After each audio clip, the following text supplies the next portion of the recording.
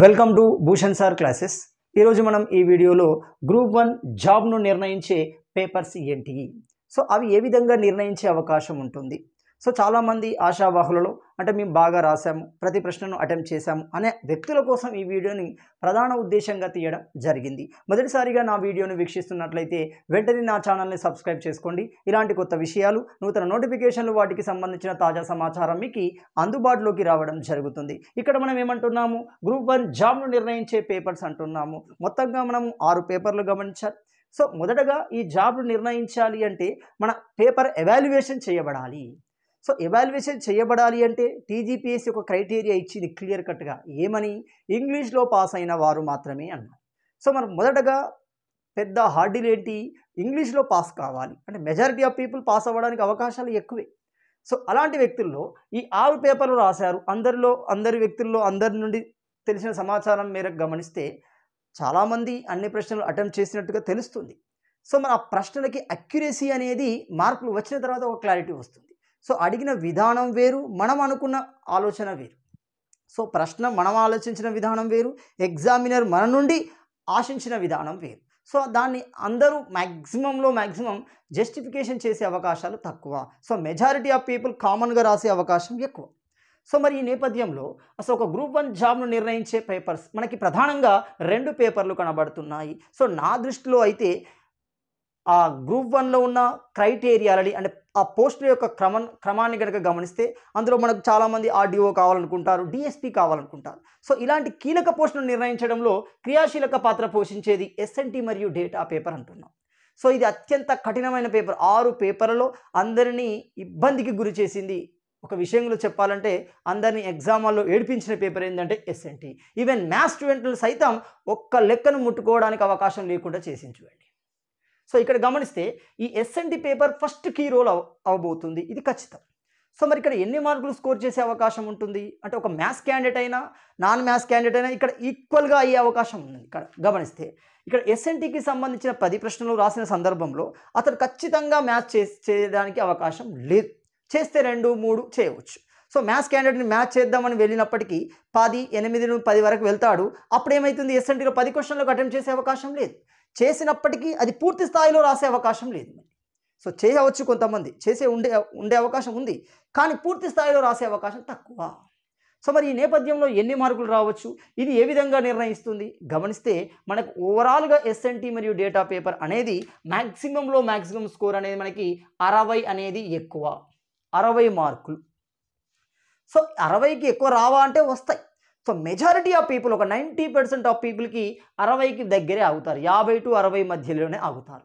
So ఎవరైతే ఇక్కడ 10 ప్రశ్నలు రాస్తూ అంటే కనీస జవాబును రాస్తూ మ్యాథ్స్లో గనక 8 నుండి 10 ప్రశ్నలు చేయగలిగారో వాళ్ళకి ఎక్కువ స్కోప్ అనేది ఉంటుంది.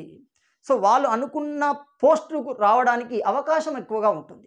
సో ఇక్కడ ఇంకో క్రైటీరియా గమనించాలి, మరి మిగిలిన 5 పేపర్లు రాసి ఉండాలి. సో మిగిలిన 5 పేపర్లు యావరేజ్ అండ్ యావరేజ్గా రాస్తూ ఇక్కడ మనకి 10 ప్రశ్నలను ఆన్సర్ ఒక మోస్తారులో ఆన్సర్ రాసి ఇక్కడ మనకి 8 నుండి 10 ప్రశ్నలు చేసిన వాళ్ళకి ప్లస్ ప్లాంట్ అయ్యే అవకాశం ఉంటుంది.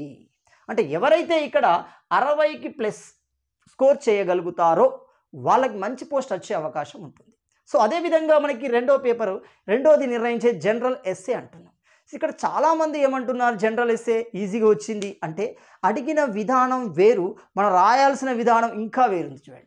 అంటే ఎగ్జామినర్ మన నుండి ఒక రకమైన అతడు ఒక అవేర్నెస్ని కోరుకున్నాడు. అసలు ఇతనికి ఎంత పట్టుంది సమాజం మీద, సబ్జెక్ట్ని సమాజానికి ఏ విధంగా అప్లికేబుల్ చేయగలుగుతాడు, ఆ క్యాపబిలిటీని ప్రశ్నించే విధంగా ప్రశ్నలు ఉన్నాయి. సో మనకు ఉదాహరణ గమనించండి, ఇక్కడ మొదటి సెక్షన్లో గమనించండి, చాలామంది మెజారిటీ ఆఫ్ పీపుల్ ఏం చేశారు, ఫస్ట్ సెక్షన్లో 3rd క్వశ్చన్నే రాశారు. భారతదేశంలో సరళీకరణ, ప్రైవేటీకరణ, ప్రపంచీకరణ ప్రక్రియలో భాగంగా ఆర్థిక అసమానతలు, ప్రాంతీయ వ్యత్యాసాలు పెరిగాయి చర్చించు. మ్యాక్సిమం 90% ఆఫ్ పీపుల్ దీన్ని అటెంప్ట్ చేశారు. చేయవచ్చు, ఎకనమిక్ కోణంలో మాత్రమే అటెంప్ట్ చేసే అవకాశం ఉంటుంది, ఎల్పిజి పాలసీలు రాసే అవకాశం ఉంటుంది. అది రాస్తూ జనరల్ వ్యూలో రాయాలి, వాటి వల్ల ఎలాంటి ఎఫెక్ట్స్ వచ్చాయి ఆ వ్యూని రాసే సందర్భంలో ఒక ఉదాహరణను తీసుకుంటూ రాయాలి. ఒక బొంబాయిని ఉదాహరణ తీసుకుంటూ, అంటే మహారాష్ట్రను ఉదాహరణ తీసుకుంటూ, ఒక తెలంగాణ ఉదాహరణ తీసుకుంటూ, ఒక ఛత్తీస్గఢ్ లాంటి ప్రాంతాలను ఉదాహరణ తీసుకుంటూ, ఒక మధ్యప్రదేశ్ ప్రాంతాలను ఉదాహరణ తీసుకుంటూ రాయగలిగిన వాళ్ళకి ఎక్కువ మార్కులు వచ్చే అవకాశం ఉంటుంది. మిగిలిన వారికి యావరేజ్గా పడుతున్నాయి.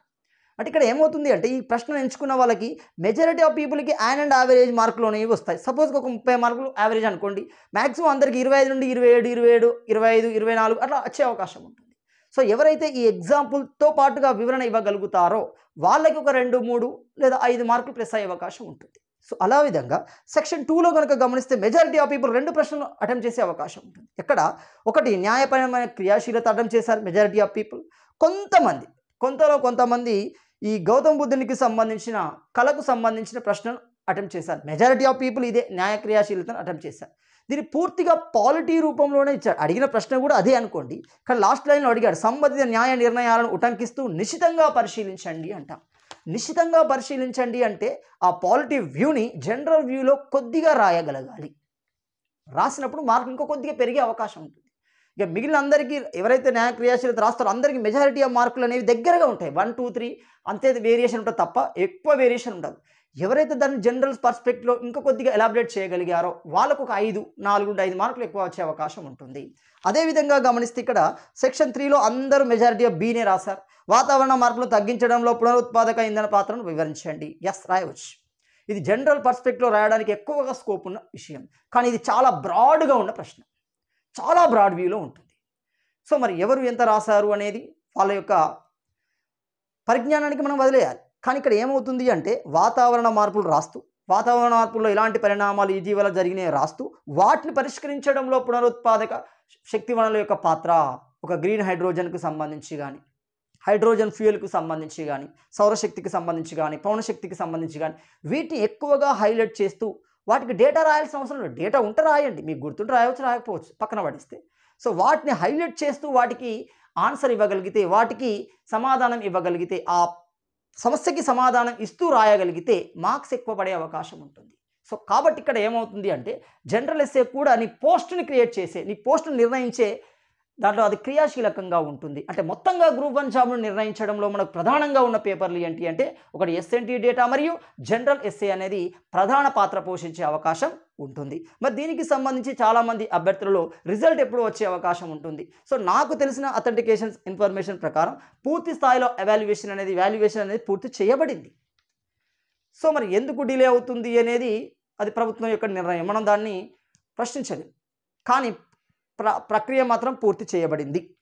తొందరలోనే రిజల్ట్ రావడానికి అవకాశం ఉంటుంది.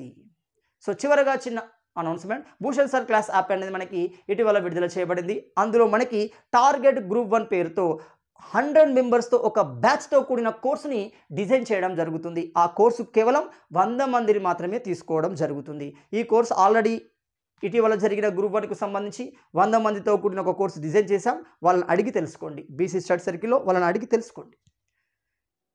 సో దీనికి సంబంధించిన సమాచారం మనకి భూషణ్ సార్ క్లాస్ యాప్ అనేది మనకు యాప్ స్టోర్లో లభిస్తుంది. దాన్ని డౌన్లోడ్ చేసుకొని ఒకసారి చూడగలరు. Thank you.